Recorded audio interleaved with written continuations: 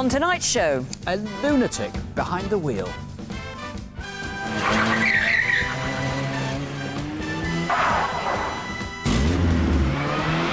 the robbers who opened fire on CCTV.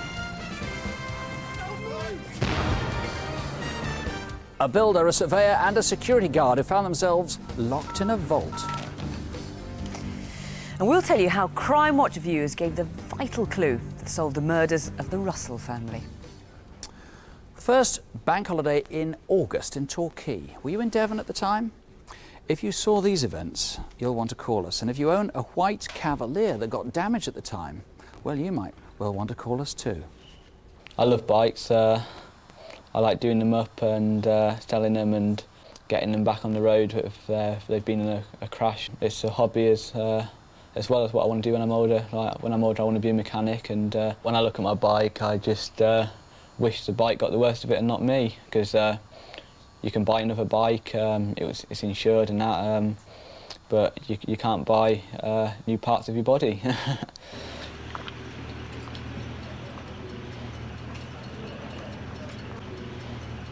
I decided to go and see if the fair was on down the seafront, and I met Steve, and he's a friend that I met doing my motorbike course. It's a car park at the Coral, do you know it? Coral Island? Yeah, of course I know it.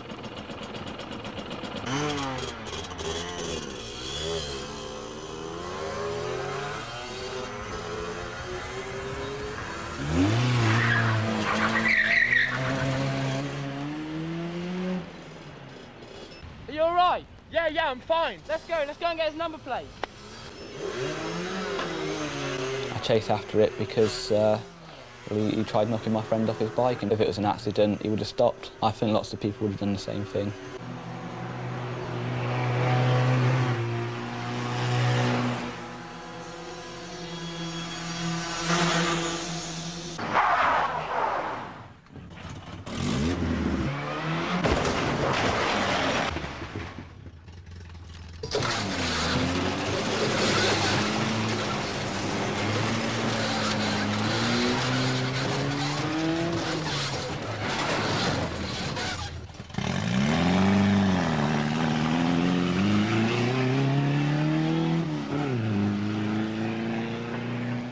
My dad told me when I woke up in the hospital that I wouldn't be able to walk properly for 2 years, and he told me I'm going to be in a wheelchair for a long time.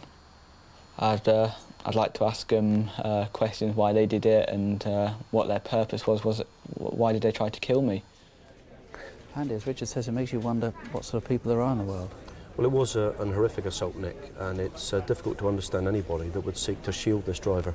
What about the passenger, though? Yeah, certainly if he knows what's happened, if he in any way seeks to assist the driver to conceal what happened, then he could go to prison, really, for something that he never intended or had no control over. I mean, it's quite a serious offence, actually, if he's trying to stop information come out on an attempted murder, which is presumably what you charge that driver with. Absolutely, absolutely. He could be looking at a significant custodial sentence. But if he calls in tonight, or if a friend of his calls in, and he volunteers information to you, what happens then? Well, I'm not looking at this passenger as an offender. I'm looking at him more as a very important witness, and I would urge him or anybody who knows him to get in touch with us. I'll bet he's talked to a lot of people about this anyway. Absolutely. So they're doing him a favour if they get him to come in touch, or if they ring you directly. I understand he may have some dilemma about coming forward, so if he's listening to this, I would urge him to contact us or anyone who knows him to help him out. Now, the other thing, of course, is this G-registered Cavalier, white Cavalier. Somebody's had to repair that back window. That's right, yeah. I'm interested in hearing from anybody who has repaired the rear window of a G-Reg Cavalier, or indeed replaced the entire hatchback door, which is the cheaper option for them. This is back in August and probably around Torquay, though it could have come from anywhere in the United Kingdom, but it's Devon at the peak of the holiday season. It is. It's a bank holiday weekend. It's a holiday area. This car could have come from absolutely anywhere. There's a £5,000 reward, though perhaps there are better reasons for calling in than that. Do it for Richard. And for whoever this vicious driver might go after next. For heaven's sake, please call us here, 0500 600 600, or you can call the Instant Room direct, 01 803 841 229.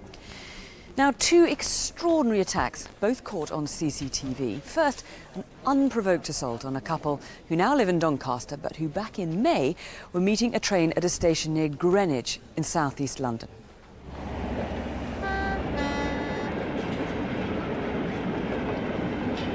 Well, my wife and I had driven to Kidbrooke station to pick up my daughter. And because it's a cul-de-sac, I was just doing a three-point turn. And as I came and brought the car around, 3 boys crossed the front of the car. One of the boys just put hands on the front of the car, started like rock the car.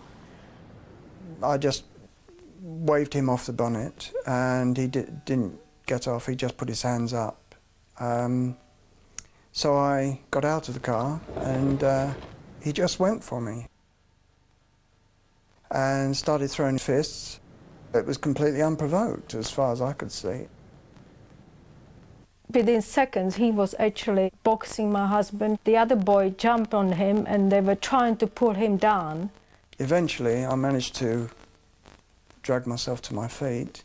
One had me in a neck lock and the other one was hitting me in the stomach. I'd been hit and blood was coming from my eye. I opened the door and jumped out. I really thought, well, I must help him. I just pulled one of the boys from my husband and the boy started to hit me. 2 of the boys dragged her across the bonnet of a car and threw her over a metal barrier at the edge of the station car park. Lots of people were around. I was trying to say, you know, get the police. Nobody seemed to want to get involved. I managed to get away into a minicab place and the boy followed me and started kicking at the door. I was completely unaware of anything else going on around me. It wasn't till almost the end of the attack that I saw that my wife had been hit. So were you at Kidbrooke station on a Thursday evening in early May. Tell us who these boys are. These are good, clear pictures. The boys may well come from the nearby Ferrier estate. Whoever they are, they're a menace. It was a vicious attack. Remember all those people who didn't want to get involved. Understandable, perhaps, but you can redeem yourselves now by calling in and telling us what you saw. And do please name the thugs. 0500 600 600 or 020 7391 5275. Now an even more remarkable bit of CCTV. Gunfire in the street. 1:30 in the morning in a quiet North London road, and a manager and 2 fast food workers from a takeaway were closing up.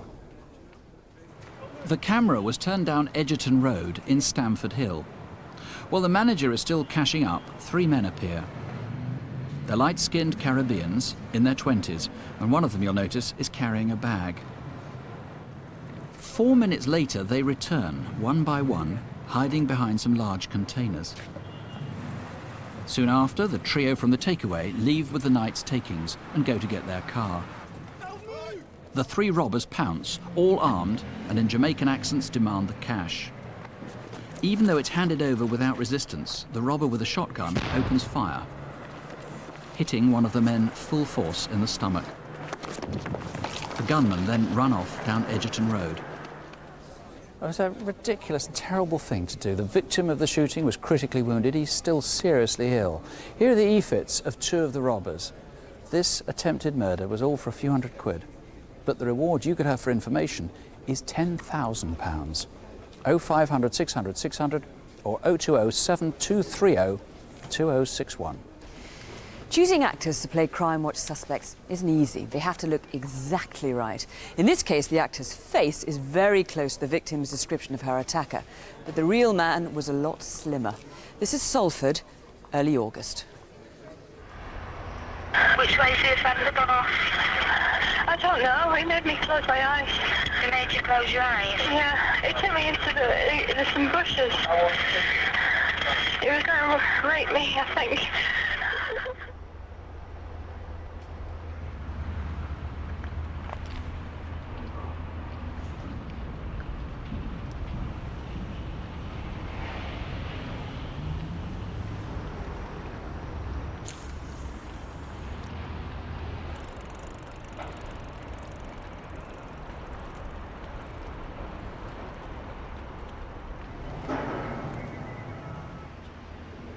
It was a lovely day and I enjoy the ride to work. The canal's gorgeous and it's so peaceful, and you've got the world to yourself. You just see a few people on the way to work, and it's a lovely, relaxing, invigorating ride. But that morning I'd overslept slightly and I was going to be late for work, so I was in a hurry. When this guy jumped out at me, he just came from nowhere, and I put my brakes on. For a moment I thought I'd hurt him, and then I noticed he had clear plastic food preparation gloves on, and then I saw the knife in his other hand. A shot of terror went through me. I just froze. Get off the bike. Get up there and take it with you. I was just filled with fear. I realised that he wasn't just going to mug me. Don't make a sound. I didn't dare let myself think what he might do. I've never been so scared in all my life. He ordered her to take her clothes off. Got any family? Yes. Yes, they have. Do they live in Manchester? No. They live a long way away from here. Got a boyfriend? Yes, I have. Do you wish he was here? Yes. I've never seen such a smile filled with such malice, and it really seemed as if he hated me. His haircut seemed recent and he was tanned with no visible tattoos. He rubbed himself but didn't touch her for an hour and a half, then quite coldly stabbed her twice and walked off. If I could understand why he did it, what's happened to him in his past that's made him be that way, then maybe I could forgive him for what he's done. But the malice that was in his face will never leave me. Someone near Manchester or Salford may well understand what happened to this man in his past. He's likely to be local. Do you know anyone matching the description behaving strangely at the time? Maybe a former girlfriend, or maybe other victims will come forward. He was so self-assured. He may have done this before. He may well do it again. There's a £10,000 reward for information leading to a conviction. 0500 600 600 or 0161 856 5040. If you've been a victim of crime, you'd like to talk to someone in confidence, call the Victim Support Line. That's on 0845 30 30 900. One very big case that's been in the news over the past week, but up until now, the role of Crimewatch viewers has been deliberately played down to protect a crucial caller. Detectives said that Lynn and Megan Russell died in a frenzied attack. Police in Kent are waiting to question a 9-year-old girl whose mother and sister were found dead in woods in the village of... The priority is to find the weapon used, which may give clues to the identity of the attacker. Following up new leads into the murder of Lynn Russell and her 6-year-old daughter Megan after a reconstruction on BBC Television's Crimewatch programme. Michael Stone has been found guilty at Maidstone Crown Court of murdering Lynn Russell and her daughter Megan and trying to murder her other daughter Josie. He was given 3 life sentences. The judge... Today he was back in court for his appeal. It was an attempt to overturn a verdict of murdering Dr. Lynn Russell and 6-year-old Court of Appeal today quashed the original conviction but rejected claims that a fair trial would now be impossible after all the publicity. Today we have secured a conviction. 5 years on, the savage attack on the Russell family remains one of the most horrific crimes ever committed.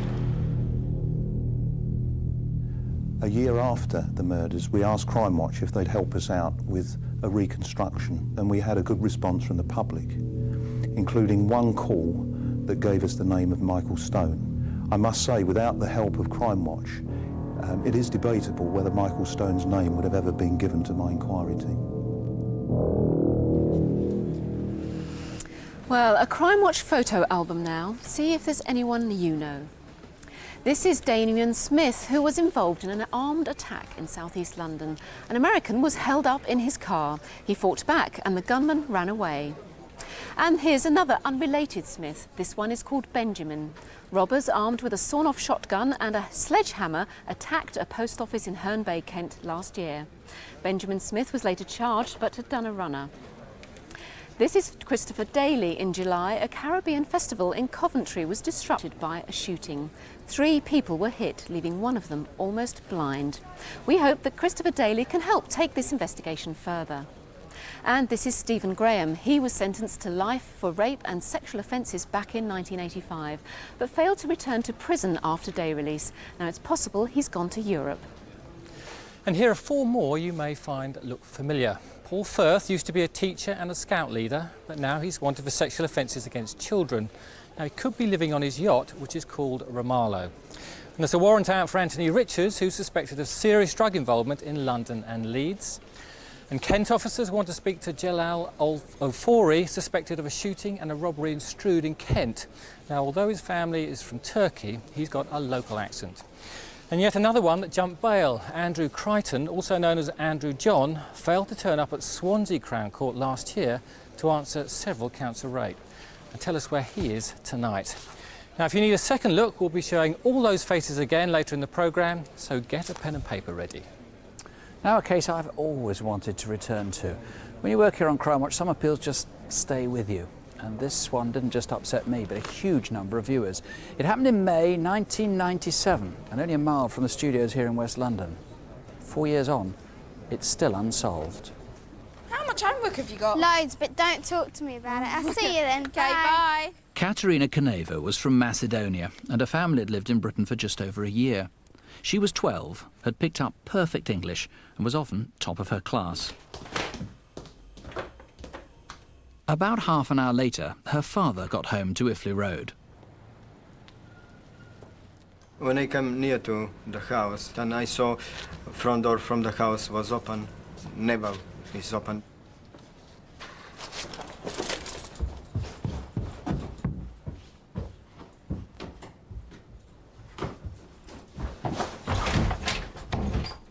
I couldn't properly think, but just my mind told me it's burglar.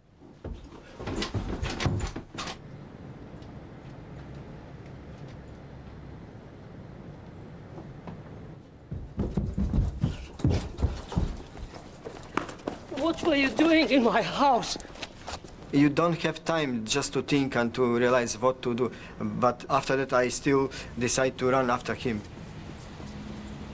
He's got a knife! He's got a knife! Phone the police! That guy was in my house! Where? Iffley Road! Phone the police! Just I was going in telephone box to call police. I saw him trying to escape. Don't let him drive! Don't let him drive! Don't let him drive! Don't let him drive! That man was in my house! Don't let him drive!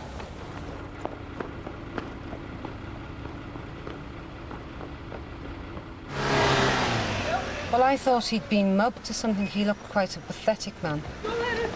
Once he got in the car, then the face changed. Then he had this frenzied look. I then went to get the keys. He then produced a knife.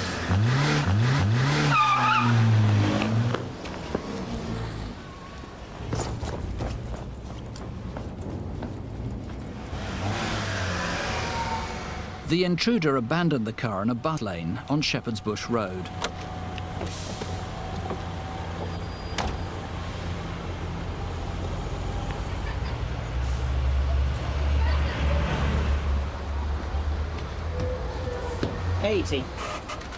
The driver of the 220 remembers he had a foreign accent and there was blood on his face and shirt. There was a man in my house.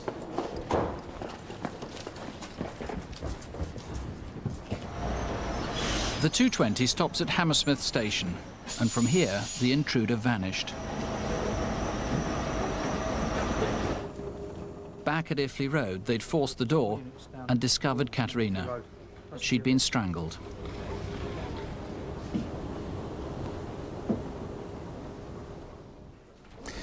Jacqueline, tell us about your daughter. What was she like? She was a very happy child. And she was exceptional pupil at school. She achieved so many awards and merits in such a short time. And she was proud of herself and her achievements. She gave so much love, care, kindness to others. It doesn't matter what age. And she made us so proud of her. Andy, I know it's a case that has affected all the officers so much on this, and yet the tragedy, of course, is that whoever did this might have gone abroad. He had this foreign accent, possibly East European accent, may not have even been in the country for long.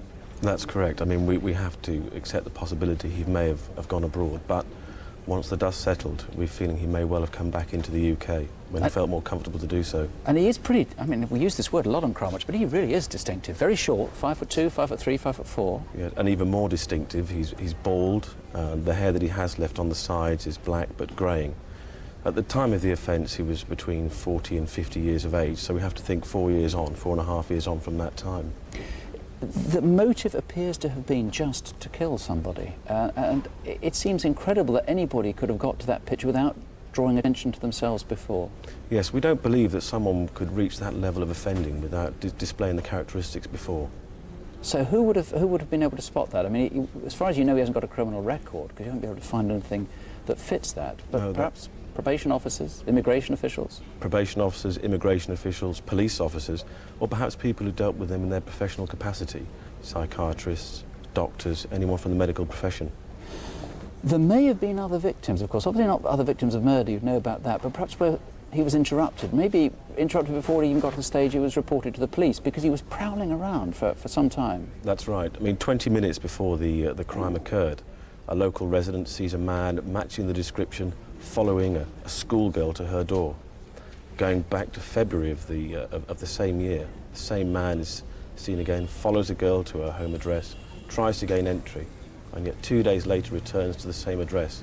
Fortunately, this time he was confronted by the girl's mother, made his excuses and left. So, anybody who saw that chase might not have realised, of course, that something terrible had happened, and they might themselves not have come forward. That's right. We'd like to hear from people who may have witnessed events back in May of 1997, who didn't put two and two together, but now think they may have something to offer. Please to contact us. OK, the police feel so strongly about this. They themselves have put up a huge reward, £20,000. Please, if he's come back into the country, please, if you knew about him 4.5 years ago, whatever you know, give us a call. Whatever your suspicions, too. 0500 600 600 or 020 8247 7821. Some positive progress now. 2 violent men convicted after calls to Crimewatch.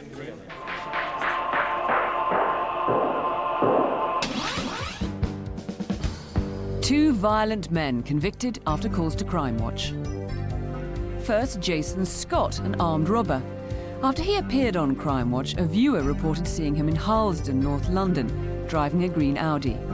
He was arrested and sentenced to 9 years. Alex Henderson was in the Netherlands when he saw himself on Crimewatch, but so did his workmates there. He'd fled from Britain to Amsterdam after stabbing Daniel Davis, a young father from Essex. He changed his name to Jamal Timberland James and has now been convicted of manslaughter and put away for life. And we're getting some really good calls tonight. Let me just bring you up to date on some quite promising contributions we've had on the Torquay appeal. That was that madman who deliberately reversed into and rammed a motorcyclist, very nearly killing him. It's almost certainly when he's caught going to be charged with attempted murder. First, can I ask a law officer to ring back? We've had a legal officer who's called, who's given a name, and officers are really excited about their name, but we'd really like to speak to that law officer. I won't say what sort again, please. Could you call back and just leave us your name? We've also had a call, this one here actually is quite fascinating, which may well be the vital clue as to where the driver of that car had the rear of his car on the back window repaired. So that looks very promising indeed. Coming up on Crimewatch, did he fall or was he pushed? How did Ian Lowry end up underneath a train? And did the robber in Stratford make a big mistake getting caught on camera? All right, OK, now stay here. OK, I'll get the minute, slowly. From little acorns grow mighty oaks, and from minor sex crimes, offenders often go on to major ones, and that's why this next appeal is so important. The crime took place in Greenford in West London on a Saturday afternoon in June. I was doing washing all day. I was running in and out, putting the washing out. I was cleaning and clearing up, sorting out bits and pieces. Then I looked at the weather and I thought it's going to rain. So I thought, well, I won't leave my washing out overnight. I was folding up all the small items, and that's when I felt someone standing there. I knew it couldn't have been my boyfriend logically, but my first initial reaction was, I know this person. Oh, you made me jump. I just froze. He struck her hard across the face, so hard she lost consciousness. Then he put his hands around her throat and pinned her to the bed. I said to him, I can get you money. And he said, it's not money I want. So he sort of started to think, OK, he doesn't want money, fine, OK, well, I'm going to get raped here. And I was just waiting for him to start removing my clothes, and he didn't. After 10 minutes, the attacker seemed to have regrets and simply let her go. That was the worst moment. You hit that front door, and you don't think you're going to get out. But I did. And I just ran out the house as far as I could, away from the door. The attacker was only wearing shorts and sandals. No keys, no possessions. Where had he been? Where did he go from Rugby Avenue? He must have been a memorable sight. We've got to find this guy before he does something much, much worse, and people suspect that he will. Please give us a call, 0500 600 600 or 020 8246 1062. 5 years ago, 26-year-old Ian Lowry was found dead on a railway line. Did he fall, or was he pushed? His parents have fought tenaciously to say there was foul play. The case has been reopened as a murder inquiry. Someone in Churchdown village in Gloucestershire may have a guilty conscience. When I first found out that they thought it was suicide, I was absolutely fuming, because we knew Ian would not get on that bridge and jump off. He was gorgeous. He was absolutely first class. I couldn't fault the boy. One summer's Saturday night in 1996, Ian had been drinking at the Churchdown club, and just after closing time went back for some cigarettes. Couldn't give us some change for a fiver, could you? I gotta get my mum some ciggies. Oh.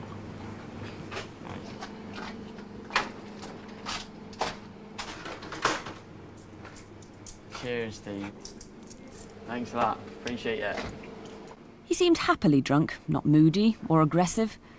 His wallet has never been recovered. About the same time, two men in white were seen chatting by Sugarloaf Bridge. Was it summer clothing, bowls or cricket outfit? And was it you?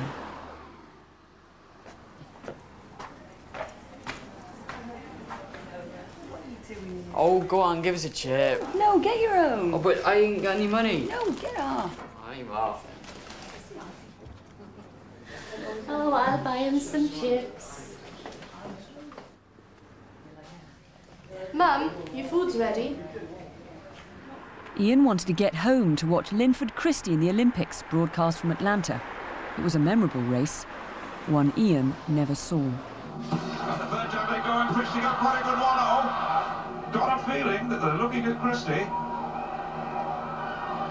The defending champion looks like being thrown out for 2 false starts.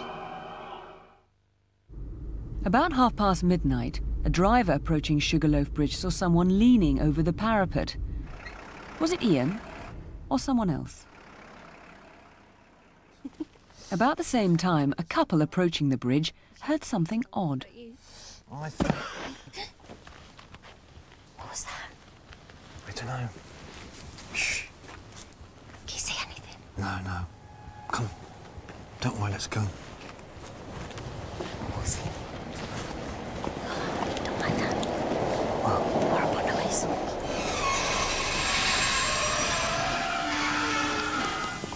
Let's don't look. This bloke's getting out of there now. Oh, yeah.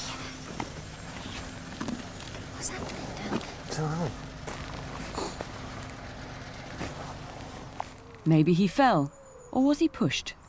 Or does someone know something more? So, John, the sound we heard at the end of the film there, that was of a train hitting Ian. Maybe he fell, maybe he was pushed off the bridge. Originally, the police thought this could have been suicide. Now you believe it's a murder inquiry. What's changed? Because the family asked us to look at all the circumstances surrounding his death. We did. And we believe with the items like his wallet and his black onyx ring missing, we thought it's correct to do a full investigation. The pictures that the police showed at the time, or over the past 5 years, had Ian's hair colour as different from the picture we've got now. Yes, that's right. This is the first time it's ever been shown Ian as he actually looked like on that night. Obviously, we're concerned that witnesses may have seen things and not put two and two together. So we're saying he had blonde hair. That's what we'll just be clear about. He had blonde hair, yes, and all the photographs issued out has been black. It's been 5 years now. How can Crimewatch viewers help? I think we're still looking for new witnesses. It's a busy road that connects two main places. There's lots of dog walkers there, and I think still there is people who will have seen what happened.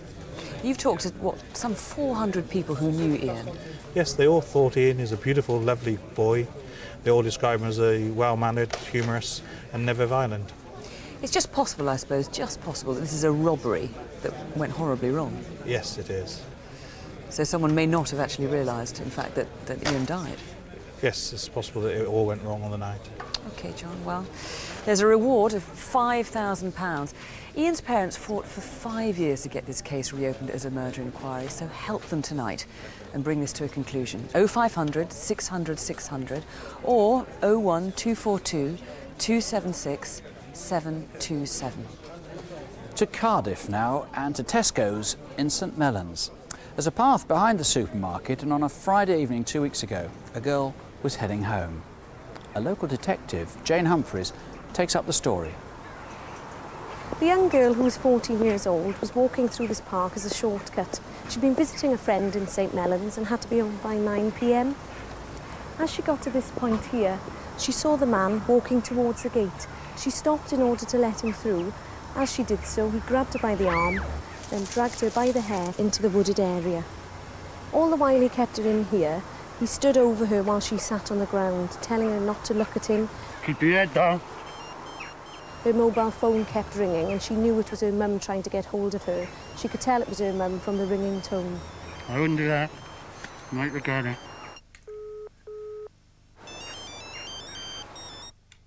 From 9 until 11 p.m, he just stood over her, mumbling to himself, chewing gum, and saying, "Don't make me do something I wouldn't regret."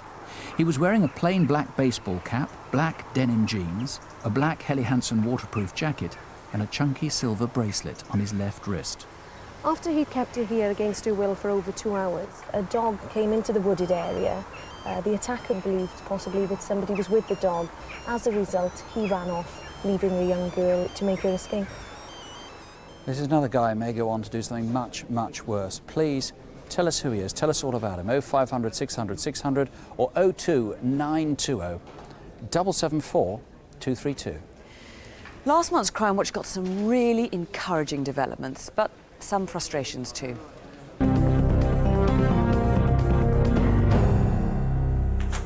July in Elsenham in Essex. An 8-year-old went to wake his mum. Hello, can I have the place? My mummy's dead. Someone's killed her and the door's knocked down. It's my mum. Please send the police. Julie Foster had been battered to death.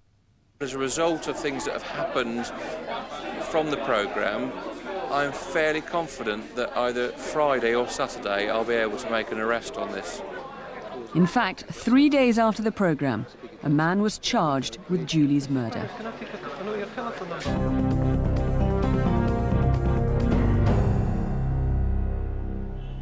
There are now strong leads on the rape of a young woman in Ravenscourt Park in West London in mid-August. We showed CCTV of a man at a local station. Several Crimewatch viewers offered names, and detectives are now hopeful they know who the rapist is. We've had over 30 named suspects, and 4 have been the same.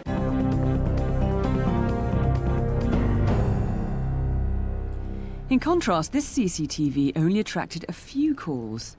Who is she? She was lighting a fire in Stamford Hill, North London, where there have been 9 arson attacks on the Jewish community. Tell us who she is.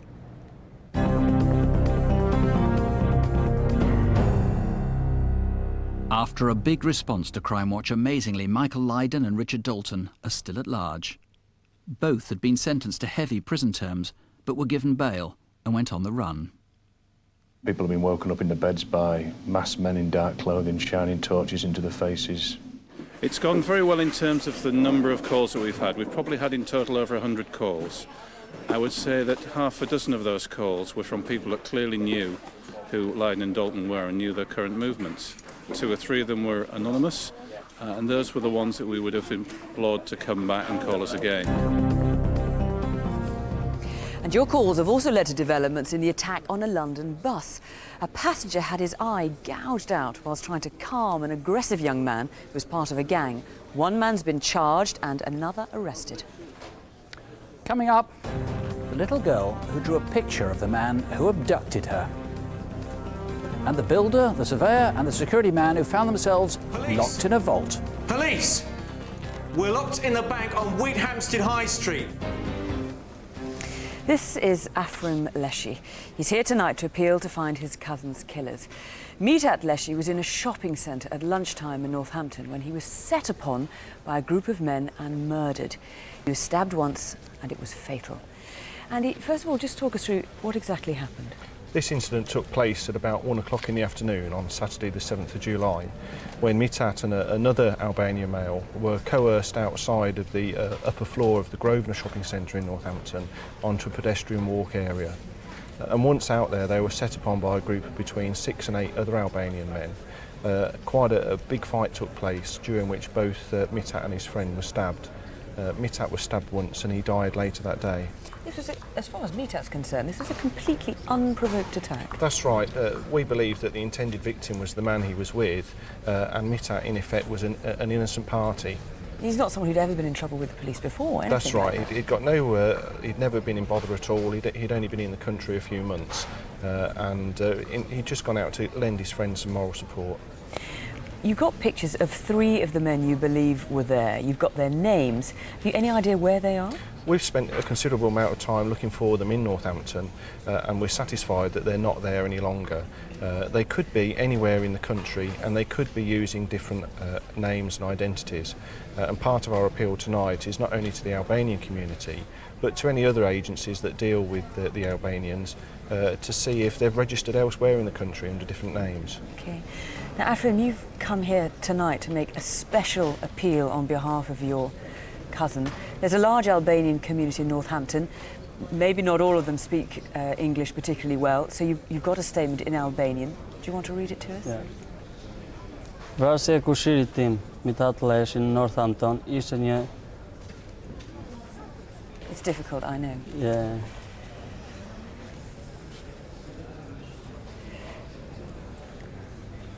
Just try and tell them you want people to call in on behalf of Mithat.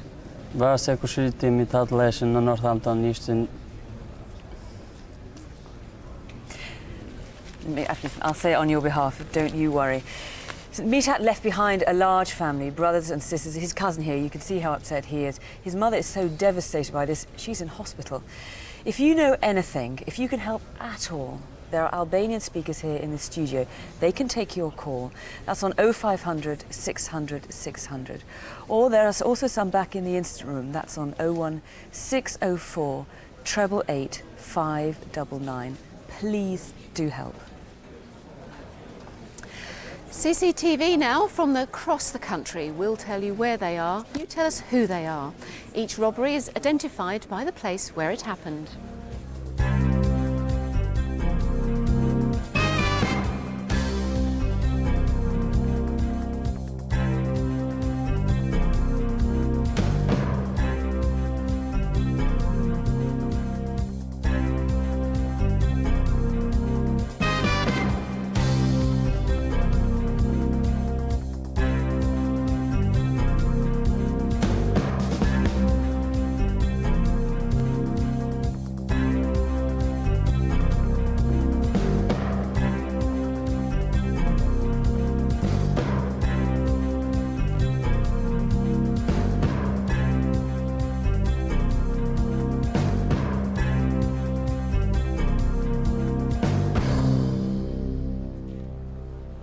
Oh 0500 600 600 if you know any of these faces.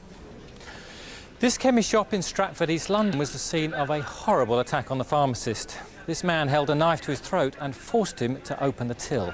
Turn your back. Here. Turn your back. All right, it's here. All right. I'm not going to do nothing this time. Be away. All right. All right. I won't. Okay. That large kitchen knife had been hidden in a Sainsbury's bag. Do you recognise him? 0500 600 600, or you can call the incident room on 020 8217 5236. In the end, almost all murders are eventually solved, well over 90% in fact. After all, there's usually a motive, and that usually leads to a suspect. But what if there's no reasonable motive, just a senseless killing? A year ago, there was a ghastly stabbing in North London. Several boys were involved, and they may well have told many of their friends. Tonight, we hope just one of those friends, or perhaps a relative, will have just a bit of decency and tell us who they were. Allow, man, allow.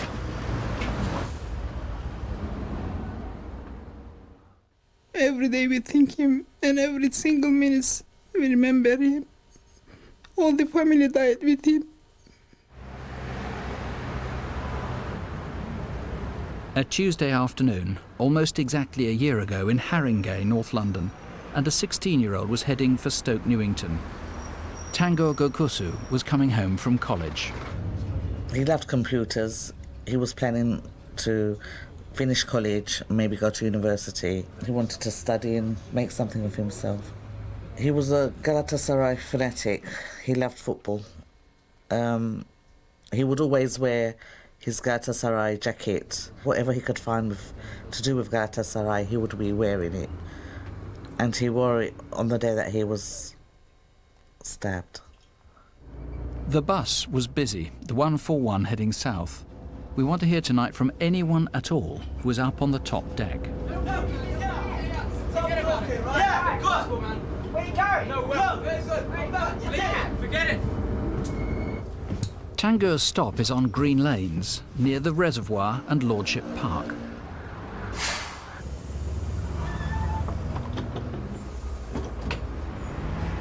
Oi, Tango! What are you doing? Coming back from college, innit? Excellent. Layers, yeah?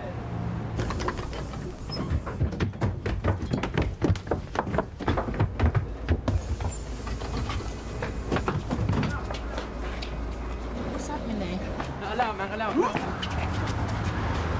We don't think that he had any enemies. Boys will be boys. They'd argue as well with friends and whatever, but no one that would do such a thing that's happened to Tango. Tango's jugular had been severed.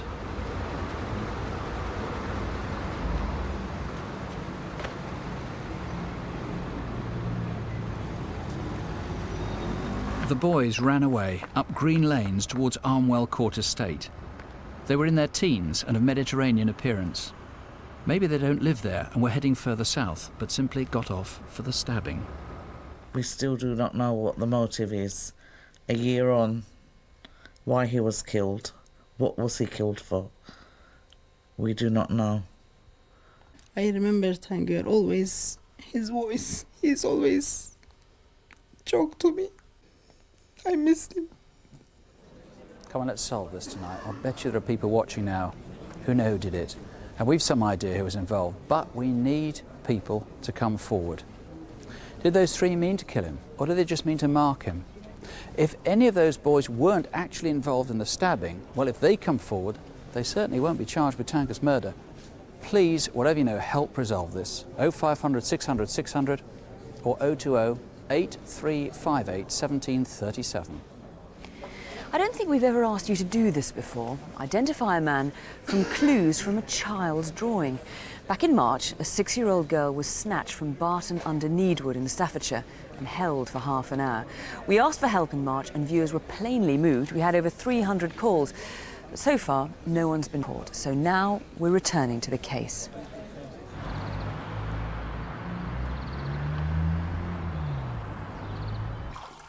Our daughter had gone over to see a friend immediately across the road. She'd done all the right things. She told me where she was going. But 10 minutes later, her friend came to ask where she was. I was feeling quite calm to begin with because we live in the sort of environment where children are in and out of each other's houses, and my initial reaction was to find out if she'd gone to someone's house. That took me a good 10-15 minutes. So it wasn't until then that I seriously became worried. Somebody had told me that they had seen her talking to a man in a car, and I was obviously quite panicky by that stage, and I had just started to ring the police when she was brought back. A friend of the family's had seen the little girl looking distressed in Walton-on-Trent, 2 miles from home. She wasn't hurt, but was too upset to say what had happened. She's dealing with it by blanking it out. I think she still carries with her some feeling that she's done something wrong herself. That day, a man was seen cruising around Barton under Needwood in a dark Ford Mondeo hatchback, and another witness saw him there with a little girl. The number plates on his car were false. It wasn't the first time he'd been seen in the village. He alerted suspicion last September. Again, he was using a set of false plates. She started chewing on her clothes, and we've had to get her changed because she's made her jumper or cardigan so wet. We feel very lucky to have her back. It could have been very different. Well, it certainly could have been very different. The child's now able to tell us a bit more, isn't she? She's now able to talk to the police a little bit more. It's difficult to tell much from a child's drawing, but in fact it has got some important clues, hasn't it? That's right. You can clearly see from the drawing the person wearing a blue woolly hat, a roundish face. It shows this tuft of hair sticking out across the forehead, protruding from the hat, and also evidence of some facial hair. And that does actually fit in what two other little girls have told us. They saw a man in the village at about the same time, describing him as having either heavy stubble or a short groomed beard. Now, we should say that she drew the hair as orange because she only had an orange felt tip, but in fact she told you afterwards it was grey, and that he was wearing a ring. That's right. Quite an important piece of information. She's saying he had this thick gold band on the middle finger of his left hand. Could, of course, have been a wedding ring on the wedding ring finger. How's the little girl doing now? Parents have noticed a number of behavioural changes, but slowly she's actually coming around and returning to some sort of normality. But she is still very reluctant to actually talk about this particular incident. Well, as well as her drawing, we've got a new e-fit. We have, yes. This was an e-fit of a man seen driving a Ford Mondeo about 15 minutes prior to the abduction and very close to where it took place. Unfortunately, our witness only had a brief glimpse of this man, and I'd like viewers to actually look at this picture and think about this man with a beard, without a beard, possibly with glasses or without glasses. You've talked to some geographical and psychological profiles, try and fit the pieces together of this. What have they been able to add to this? They're actually telling us we're dealing here with a poacher, a predator, and this man is a potential child killer. He commutes in from other areas. He'll be comfortable with this particular area. He's actually visited Barton. He'll have some sort of affinity there, either through work, family, friends, or even leisure. And the connections to other areas as well? Yes, we're particularly interested. We're linking incidents in Newark, Nottinghamshire, Peterborough, Cambridgeshire. So we're looking for a person who travels widely, has connections with these three counties. Well, let's see what we can do. Someone watching must be able to pull all these pieces together. He preys on small children. You heard there, next time he may kill someone. He has to be stopped. 01785 234 953. It looks like there's a lot of good stuff really coming in tonight. And 2 more men convicted after calls to Crimewatch.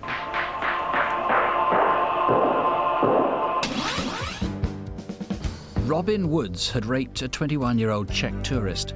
Regulars at his favourite nightclub recognised him on Crimewatch, and the next time he went there, plainclothes detectives were called. Robin Woods has been convicted of rape and is due to be sentenced later this month. These two posed as prospective buyers of a high-performance car, but they paid with a dodgy banker's draft. The owner caught the deal on camera, and several viewers named them as brothers Aymer and Ajmal Nazir. They've pleaded guilty, and they're due to be sentenced later on this month. As promised, let's have another look at some of those faces from earlier. 0500 600 600.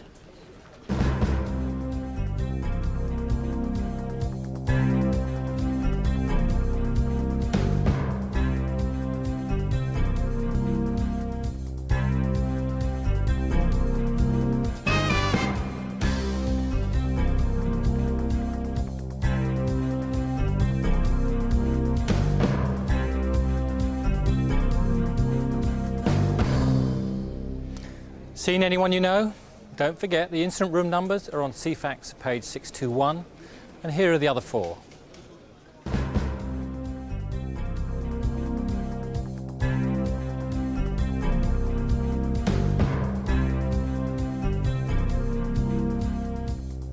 Most crime is opportunist. Car break-ins, burglaries, pub brawls, all that sort of thing. But then there are the hardcore, those that plan its robberies meticulously. There was one in Hertfordshire in June, but the gang's best planning hadn't factored in the unexpected. Hi, John. This is the surveyor as we arranged. Hello there. I won't be a sec. Just giving the machine a bit of a clean. Well, I'm a carpenter. The surveyor had asked us to meet at the branch at 10:30 to look at changing the original banking hall back to 2 banks and a shop. We all met up and had a chat, asked the security man to let us into the branch. The old bank at Wheathampstead had been closed for 2 years, but the cash point had been kept on as a local service. Yeah, well, this banking hall's going to need an awful lot of work. Yeah, it'd be nice when it's done, though. What's happened over there? What are you doing here? Just do what we say and no one will get hurt. You know why we're here, so get down on the floor now. The gunmen were obviously startled by their unexpected visitors. But how they got into the building isn't known. One of the men was described as having a disfigured eye, which he seemed quite keen to hide. So what are you doing here? What's your name? Neil, I'm a builder. We're just here to look at some building work that needs doing, all right? Who else is coming here? Is anyone else coming? George, get these 2 out of here. Oi, you 2, up. You, get up! We'd messed their day up. Their day was supposed to be wait there until the security guard came and rob the bank.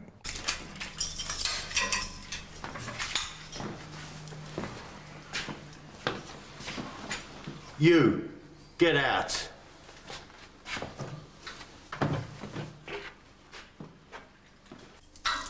What time did they get here? The security man was held at gunpoint for an hour, How many of them will there be? and they questioned him repeatedly about the procedures for the cash delivery. Will they all come in or some way outside? 2 will come in, 2 will come in. That's all I know. And what about your van? They'll see your van outside. Will they get suspicious? No. They'll just think I'm showing someone round. Probably. Ah, John's here. When they get here, you better do as we say, or I swear, I'll blow your spine out.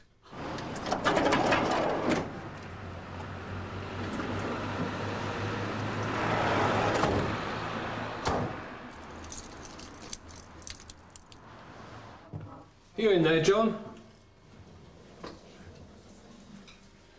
Yeah. I'm just showing some people round.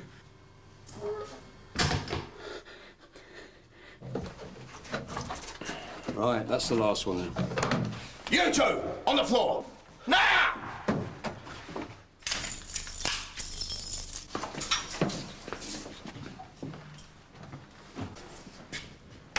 Won't be long now, lads. Police will be here soon.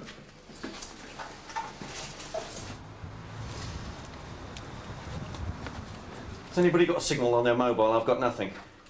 Nor me. Hang on. Hang on, I've got something. Police! Police! We're locked in the bank on Wheathampstead High Street. The ATM's been done. 2 men were seen walking into Church Street and driving off in a small black car. Nick, there is a thumping reward, maybe up to £18,000. Now, I mention that because although rewards aren't always important, in this case, the likeliest way of finding out who did this is tip-offs from the underworld. Absolutely. We're hoping that because it's such a substantial reward, that'll entice people, perhaps colleagues, friends, even family, to come forward and name these people. May not like the level of violence that was threatened. I mean, it was much more unpleasant than we were prepared to reconstruct there. Quite a lot of clues about the guy with the disfigured eye. That's right. Also referred to as George. That could have just been used for the robbery, of course. Could have been used just on that occasion, but certainly he was very keen to cover this left eye, described by a witness as not being totally formed. He had a London accent. In fact, they all seem to have London accents, possibly Essex or Greater London. Interesting word he used there, a corrie. What's a corrie? Corrie, they use the term corrie when they asked the security man to come out of the vault, referred to him as corrie. Yeah. Now, we don't know where that term comes from. I must say, I've hardly ever heard it either. No. And we'd like to know or hear from anybody who's heard that term or indeed knows where it originates from. And that very vicious, I'll shoot your spine out. Again, unusual is a term that's used, and again, if anybody has heard that before or knows who is using it at the moment, again, if they'd like to give us a call, then obviously that'll be treated with the strictest confidentiality. The black Fiat Punto, pretty clearly that was, I mean, not definitely, pretty clearly that was linked to the robbery. It could have been stolen, could have been borrowed, not necessarily theirs, of course. There was a silver car that you've still got to trace, there wasn't there? There's one other car that we've not been able to eliminate from the inquiry. It was parked in Ash Grove in Wheathampstead, which is adjacent to a playing field just behind the bank. That was parked there certainly at the time of the robbery, and we have witnesses that say it was no longer there a very short time after the robbers left the bank. OK, so if you can help in any way, you can make yourself up to £18,000 just by calling us here in the studio. That's 01 707 638 102. Or, and particularly important this if you're really keen on that reward, you really think you've got important information, you really need to call during ordinary office hours. But if you call Crime Stoppers, you can call anonymously. There's a whole procedure there for getting rewards, even though you don't have to give your name. 0800 555 111. Well, I must tell you, we've had some very encouraging information this evening. Remember the assault on a couple in Kidbrooke Station car park in southeast London? We've had two calls saying that the T-shirt one of the suspect was wearing is only available to staff of a sports retailer called JD Sports. If that's true, that's an excellent clue. One of the witnesses has come forward. We've had 10 names there. The Salford sexual assault, very nasty assault by the Canal. 2 police officers, 1 prison officer have rung in with names.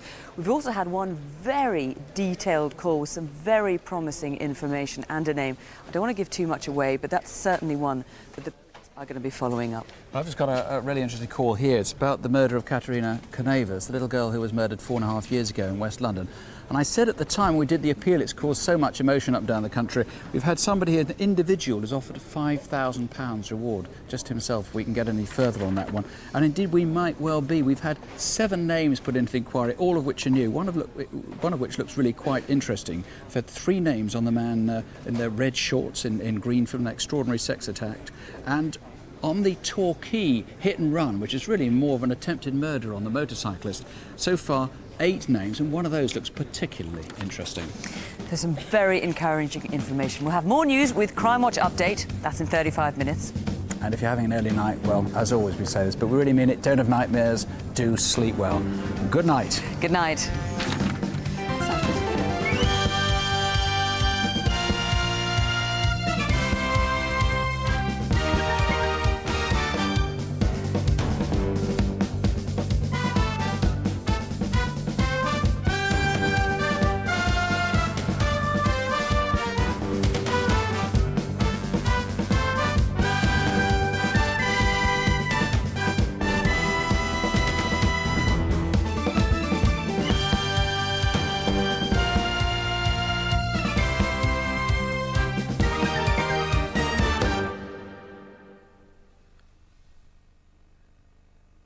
The inside stories of cases solved with the help of Crimewatch UK viewers are revealed in this book.